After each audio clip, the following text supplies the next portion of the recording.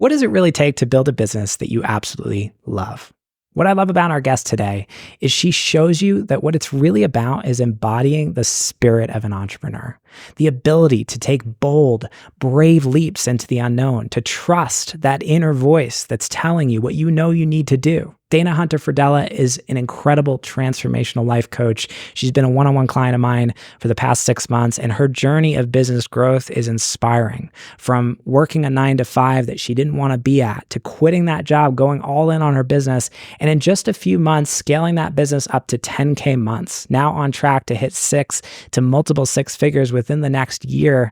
There's so many moments of wisdom in this conversation, actionable, practical things you can take away and apply to your business. I'm excited to introduce you to Dana, and I can't wait to dive into this conversation. So let's get into it.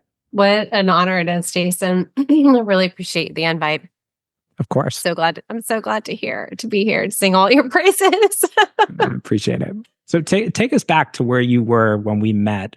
I remember when we were having the sales conversation, because my partner and I were, I think it was like a vacation, and we were like texting, and then we called you in the car when you signed up and we celebrated you. And so where were you at that point in your life?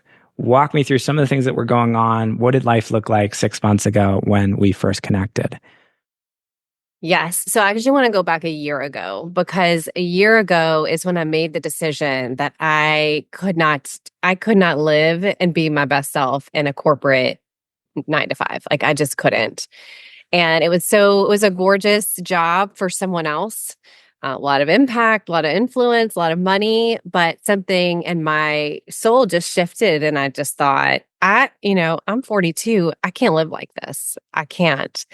So I made the decision 6 months before I reached out to you, 6 or 7 months, to follow what I thought was my calling, which is coaching, speaking, leading women, something I've been really great at forever. And so I made the decision last year that I needed to do something different. And so I tried to do it myself, as we do. I'm like, I'm going to just post it on social media and they'll all come running. And they didn't. So I did get my first client, had some pretty good success with her, but decided to get more education because I thought, maybe more education will help. So joined a certification program for coaching. And just felt like, okay, so then here comes Jason. I got looped into I got the guide that you shared, and I was like, this is gold. I paid a lot of money for my certification program, and they don't have anything on this free guide, which I took and try to do it on my own and had a little bit more success. But I remember writing down, I messaged you this, like, in my dream journal, that I'd love to work with you specifically because I had gotten that resource. I was listening to your free workshops and really kind of following you, knowing that you had something that I wanted. And so in April, I had this I can't do this. I heard somebody say, why are you trying to do everything by yourself? You have Lone Ranger syndrome. And that's what I'm telling my clients. And it hit me that I was doing the exact same thing. So I was very moved by I think it was a mindset workshop that you put out. I can't remember exactly. It was like the mindsets of a successful coach. And one of the things you said was, you can't swim in the river if one foot is on the bank. You got to go all in. And something just really moved in me where I thought I need to go all in. And then about a week later, I said, I need to work with you. So I'm not exactly sure how things move as they're supposed to. But it went in that order. It felt like it was happening really fast. And I needed help because what I was doing on my own wasn't working. I love that. And so many lessons there. I used to be alone. I was classic. I call it the DIY mindset, because the first 3 years of my coaching business, I did it all alone. And I thought I was smart and capable and knew what I was doing. And I was. But I mean, looking back, the first business coach I hired was $2,700 in 2019. I mean, I overthought that decision for way too long. And it ended up being the best investment I'd ever made. I made like $100,000 from applying what I learned from hiring that coach.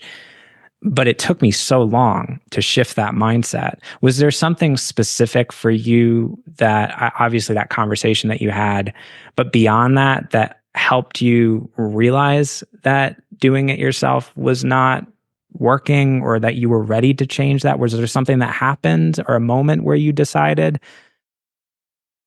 Yes. So I want to go back to this. Like, I ran a school. I was a school principal and I run a family. I've run marathons. Like, I run things. So I thought if I could figure all that out, I'll figure all this out too. But I wasn't being successful. And at the time, my growing longing to leave my job was just, it was yelling at me at night. Like, you got to go, you got to go, you got to do something different.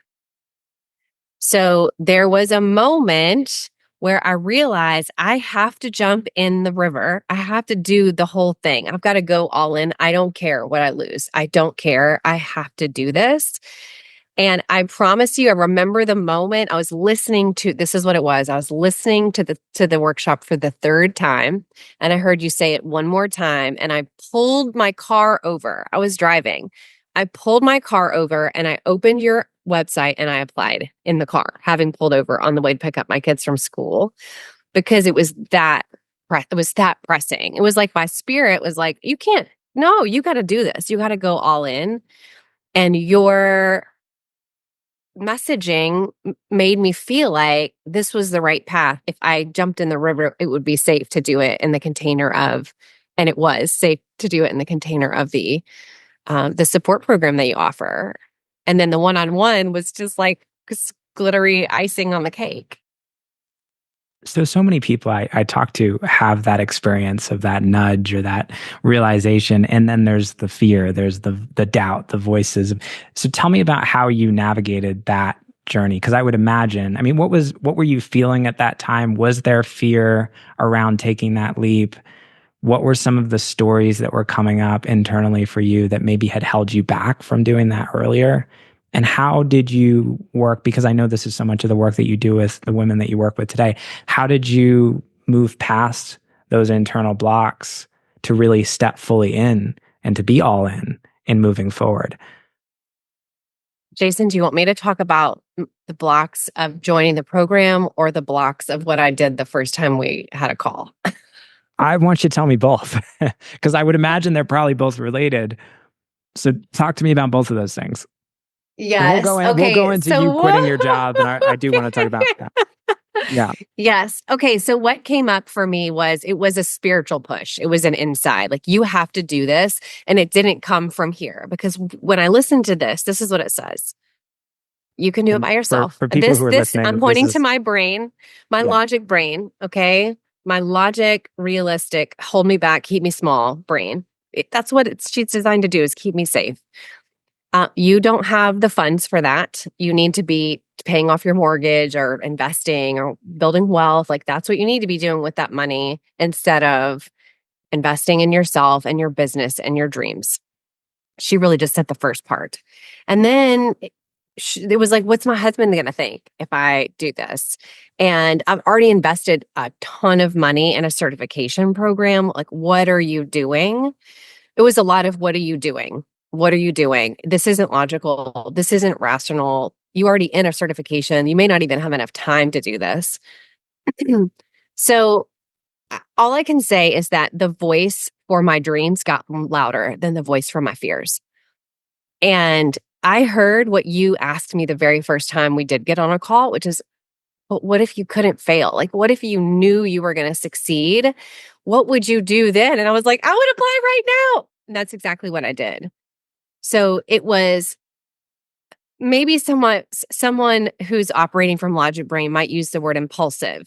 But the truth is that I had been following you and learning about you and developing a relationship with you for months before. And been to your workshop, gotten the gifts of your opt-ins. And so I felt like we already had a relationship. And so the inner knowing was like, not only do I need to do it, but you're the right person. You're my person. And you're going to make it safe and exciting and fun for me to do big, scary things. Sure. And I love Which what you said about impulsivity is very interesting too, because there's a big difference between following that inner voice, which may look like impulsivity to the outside, and being like reactive, which is not what we're talking about here. What we're talking about is outside of the intellectual mind, but very much listening to that deep place of inner guidance within yourself, which some people might say is impulsive, but I look at and I say, this is how I lead my life and my business. And I think, I mean, I know that this is, this is the way to be, or at least the way that when I live from that place, things work. So it's not impulsive. It's maybe the story of the mind is going to tell you it's impulsive. Aligned. It's aligned. That's much better way of saying it. So what I do with my own clients is we build dreams. We get really specific on the answer to the question, what would you love? What would you love? And that is really was the driver for me. I'm super clear on what I would love in my life, with my business, with my marriage, with all the things, because I did the work of transformation that I lead other women through. And so that decision might look impulsive to the logic brain, to someone who's like, you need to stay in your corporate job and die inside. But when you're clear on what you love, the next indicated thing is so clear and so freeing and so easy. It feels easy when it's the right thing. And then it might not feel easy to the logic brain, but it does feel lighter, on purpose. It felt very magical and very moving forward is the only way I can expanding in a forward motion. Sure. Yeah. And that move towards expansion is what that inner voice is calling us towards.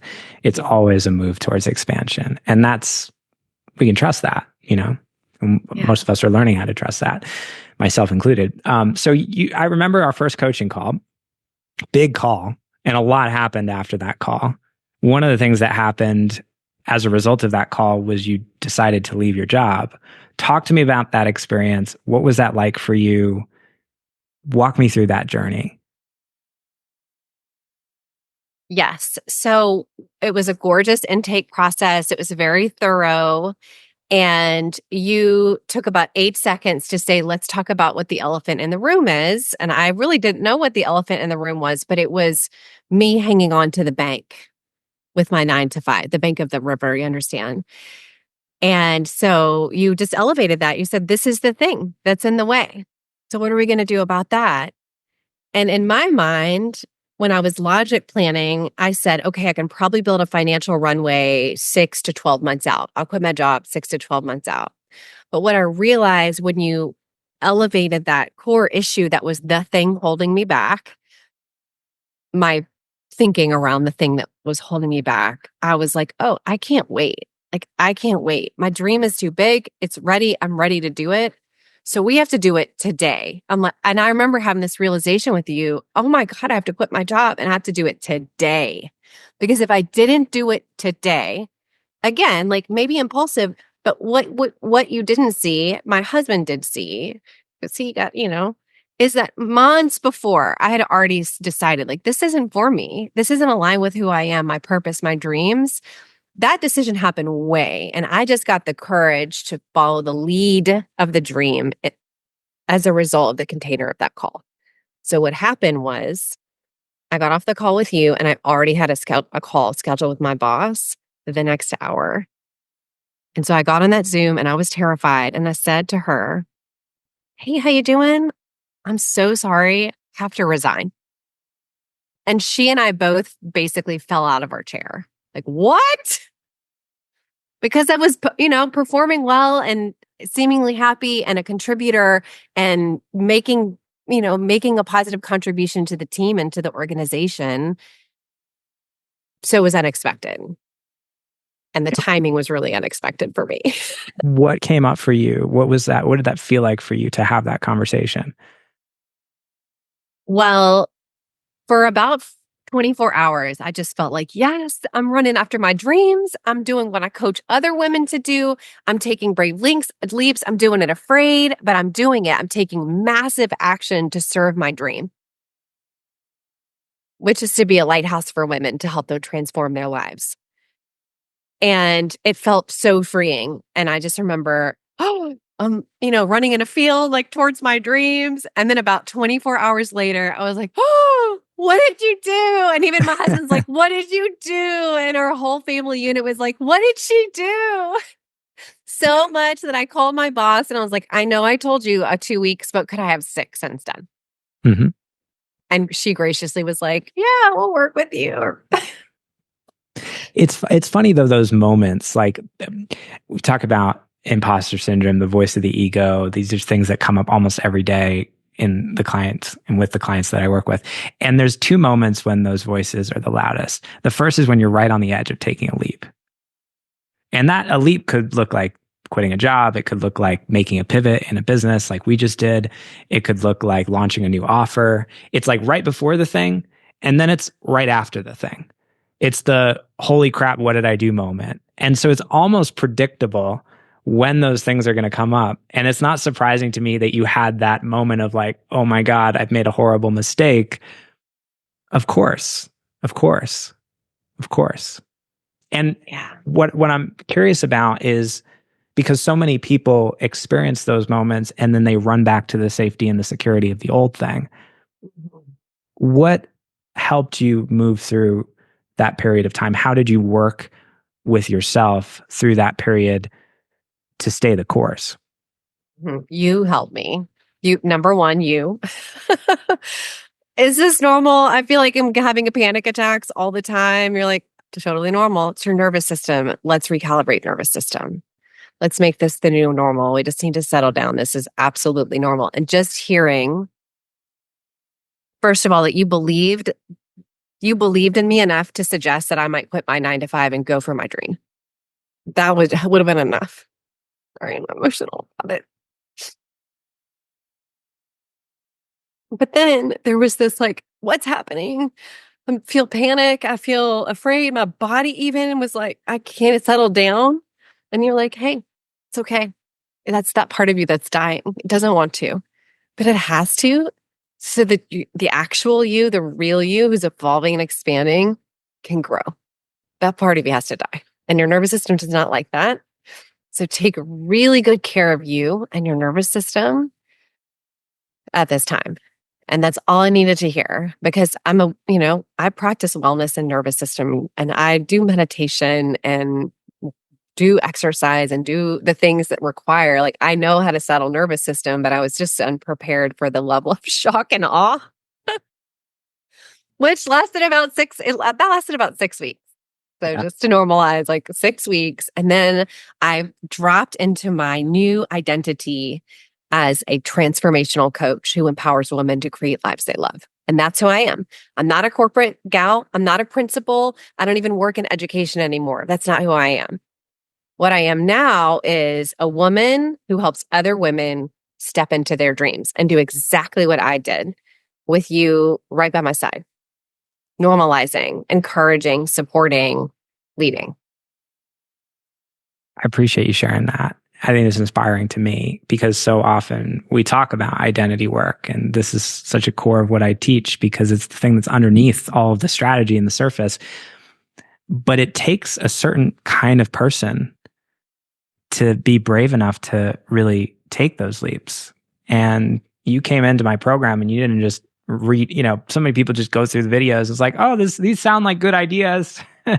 But to make those decisions is a completely new set of things. And I admire and respect you for that. So what happened next? Yeah. Yeah. I didn't even get through all the videos. I would just like listen to one and then go do it and fail. And then I want to say this other thing. This is it, and it's a reason why we had every tech problem imaginable. But I'm like, that's okay. You were too. You're like, let's just try this. We'll try something else. We'll try something else. We'll try something else. And that's the first thing I really internalized from maybe the very first mindset video was just fail a bunch and fail fast and then pivot. And I used to in my old life, I would fail at something like before I even got in this program. I failed and I was like, well, I'm done for at least 6 weeks to work. I need time to recover, get myself back together.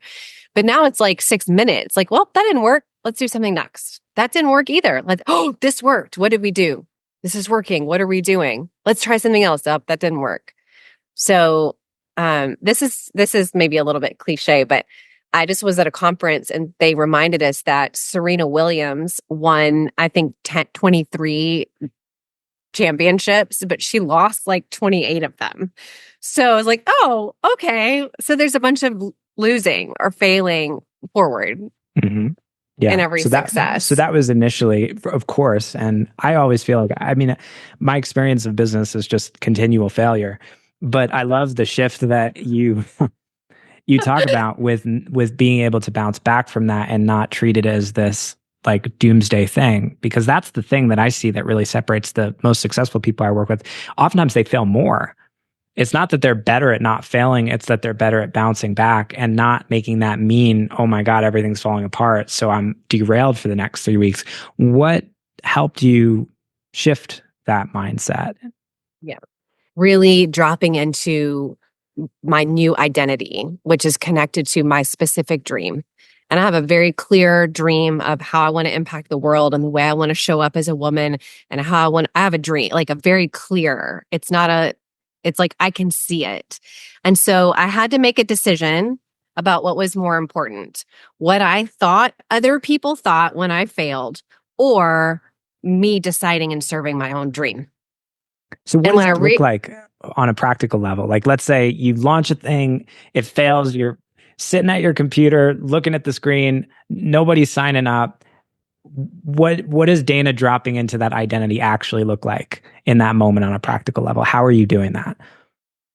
Yeah. Okay. Well, I'll just speak real time because I did a launch for an end of year experience that came straight from meditation.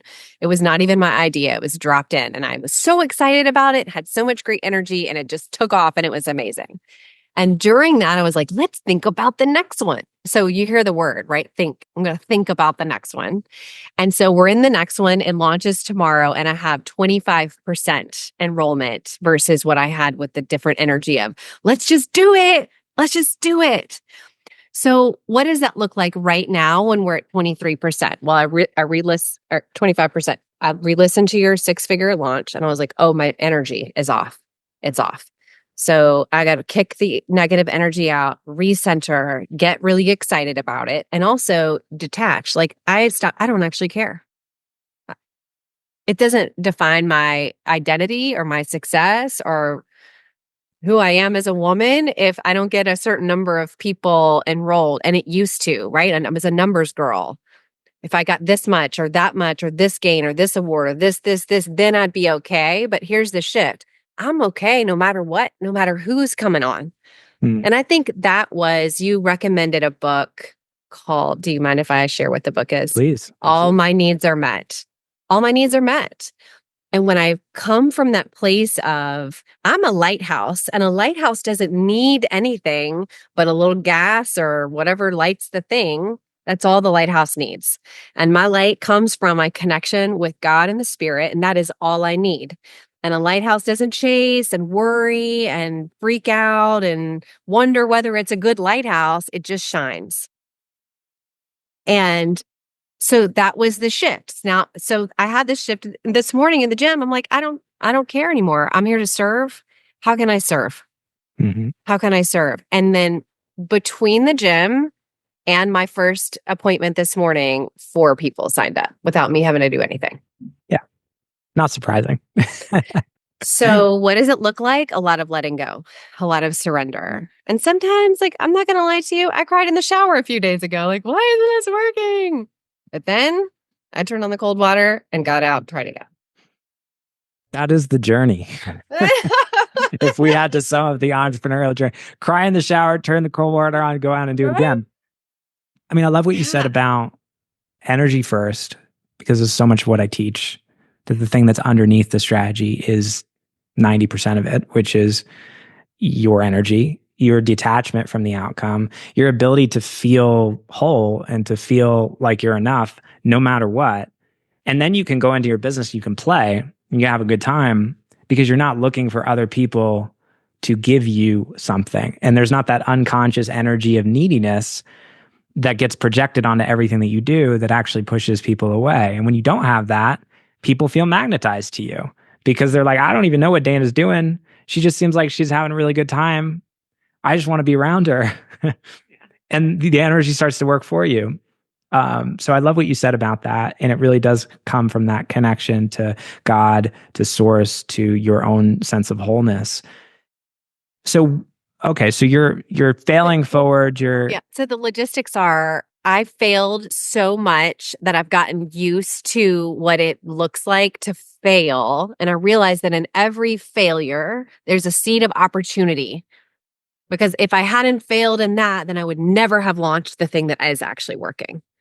yeah, So it was a lot of getting used to, well, this isn't working. That's not working. And then not associating it with who I am. I'm a which perfect allows you creation of to the bounce creator. back more Exactly. quickly and try Yeah. new things without the story that we put on top of the experience that slows everything down. And in truth, you normalizing like, that launch failed. We're pulling it. That didn't work. We're not going to do that. You know what? We're not going to do that. We are going to do this. This is going to work. Yeah. And I so mean, we just fail all having the a time. model, yeah, just having I, a model to be a lighthouse and be like, see, we're going to still go and we're still going to be successful. And I failed so many times that the last 2 months have made over $10,000. It's terrible, right? each month, which is I incredible. know. And this is literally like less than 6 months into really being like truly all in. Yeah. What would you? I mean, if you could talk to yourself from 6 months ago, and your 6 month ago self could look at where you are today, what would that person say? I just want to say this. I need a telescope to see me 6 months ago because it's so far. I'm in such a different spot. And so what I would say to her is, girl, keep going. Keep going. Do it afraid. Keep going. Do it afraid. Keep going. Get back up. Do it afraid. Keep going. Get back up. Do it afraid. Keep going. Yeah. How have things changed for you today? I feel, and I don't want to trivialize this. So there's a lot of emotion behind this. I feel like I am a different person. I feel like I'm finally aligned with who I was created to be, doing work that I was called by the spirit to do, by the universe, by God, whatever. And so that's what it feels like. But what does it look like? Well, you see, I'm wearing this necklace, right? This little Swifty necklace. Yeah. Well, I was able to, with the money that I made, I have 3 daughters, 4, 7, and 9. And I was able to take my husband and my 2 oldest daughters to see Taylor Swift in New Orleans a couple of nights ago. And in that moment, it was like, yeah, here's the material stuff. You can do things like this. There's financial freedom and joyful experiences. But it wasn't the experience, Jason. It was, I'm the kind of woman who takes her daughters to Taylor Swift. That's who I am now because I said yes to my dream. I said yes when the voice called, even when it was terrifying. That's what it's like. So that's what it feels like on the inside. And when we know that when the inside shifts, the outside matches. So now, like, we didn't tell your people it's Halloween, but I wear this unicorn a lot. It doesn't have to be Halloween because now my insides have shifted and the outside sparkles. And I get to be a lighthouse for women who want to make that same shift and do the same scary pivot, transition, transformation that you have led me to do for myself. It's beautiful. And I think you're such an inspiration for people who are on that journey, wherever we're at, because there's always those leaps and there's always those moments of faith and taking a leap into the unknown. So if you were speaking to the person who was on the fence, thinking about maybe working with me or just taking a leap in their business, whether it's, quitting a 9 to 5 or launching a new offer or making a pivot, the moment where there's the fear and the doubt and the insecurity and the voices of the ego that are pulling them back, and then they have that inner pull that you had that you chose to listen to, what would you say to that person? Yes. So I would say number one, get clear on what you would love. What does your dream look like? Who are you as the embodied coach or business owner or professional, whatever it is that you're dreaming about? Let's get clear on that, crystal clear, so that you can feel the way that it would feel to be that person. And then you need to hire Jason because we can have lovely dreams. And I'll tell you, I had my dream way before I met you. So the dream wasn't new. In fact, I've been in a program of support with group coaching and certification, these gorgeous classes and these, beautiful spiritual principles. It was very much aligned, but I never took massive action until I linked arms with you and got one-on-one support. You called it a permission slip, right? You just give out permission slips. But what really happens is it's an energetic, spiritual, and logical, if you prefer, container of support for you to do the scary things required to build your business and create massive success for you and to serve your dream. So I would get clear on what you love. I would get one-on-one support immediately, even when it doesn't make sense, even when you think you don't have the money, because let me tell you, you do have the money. Yes, you do.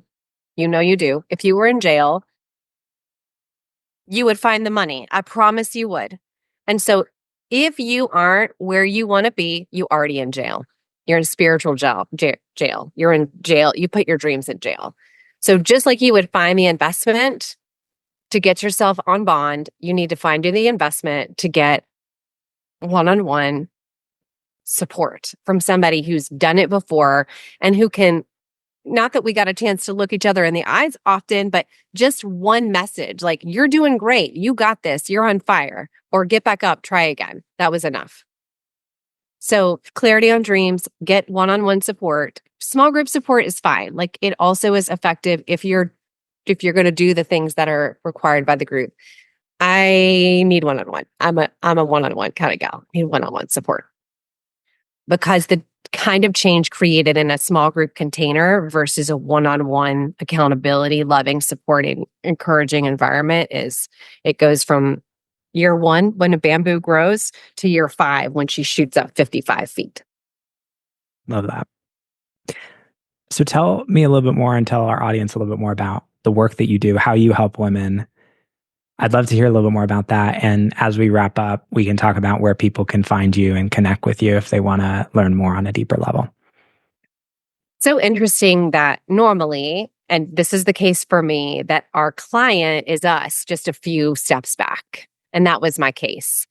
So the work I do and been called to do in the world is to empower women. This is going to sound a little silly, but empower women to remember who they are. And when that happens, we create and live into lives we absolutely love. So we go from, sure, we might be making a bunch of money, but our soul's checked at the door. We might be, in an okay marriage, but we were called to thrive in a relationship. We might have okay retirement accounts, but we are called to be women of wealth because the amount of impact that we can actually make in the world is amplified when we have our own wealth. And then also women who have okay wellness, they feel okay, right? But we aren't designed to feel okay. We're designed to feel fully alive and thriving and vibrant most of the time. And so it's a good to great path. We're doing okay, but I'm challenging okay. I'm challenging fine. I'm challenging good because that's not how we were designed. And especially as women, very early on, we had these gorgeous dreams. I get to see them in my 4-year-old. She wants to be president of the universe, not the country. My other one wants to take a unicorn to space. So she's designing her rocket. And then my 9-year-old has taken her dreams that she used to have, and I see them. They get smaller, and you can't see on podcasts, but I'm putting my arms and my hands together because as women specifically get older, the society enculturates us to believe that we aren't capable or worthy of big, beautiful dreams. And so I'm a dream builder coach to remind women what's their calling, what's possible for them, and to literally open the floodgates to the answer to the question, what would you love? If you had a magic wand, which I use, it's my number one work tool, and you were to wave it in front of every obstacle and every challenge and every circumstance and everyone who ever told you couldn't do it, all that's been waved away, what would you love? And so my experience is a lot of women are like, I don't know. But we do things like meditation and go back to passion and get stoked up with purpose. And then we start to pour out. I want to take my family to Disney World. I want to run a marathon. I want to have full impact. I want to be overflowing with wealth. I want to get up and dance again at Jazz Fest. So these dreams that have been contained within us now have an opportunity to not just be visible, but to manifest as real. And every client I've worked with has said something at the beginning in our first conversation that they never believed was possible.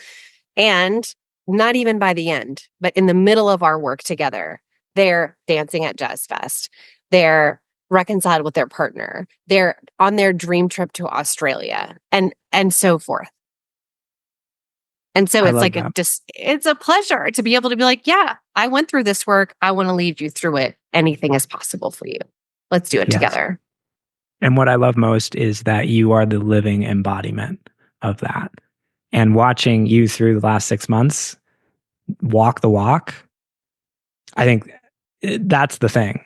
It's like we talk about these things all day, but seeing you in this path, living it, is just an inspiration. And I'm honored and privileged and grateful that we've been able to walk this journey together, and so excited for what's up ahead, because I know this is just the beginning in your business. And I can't wait to see what the next 6 months look like.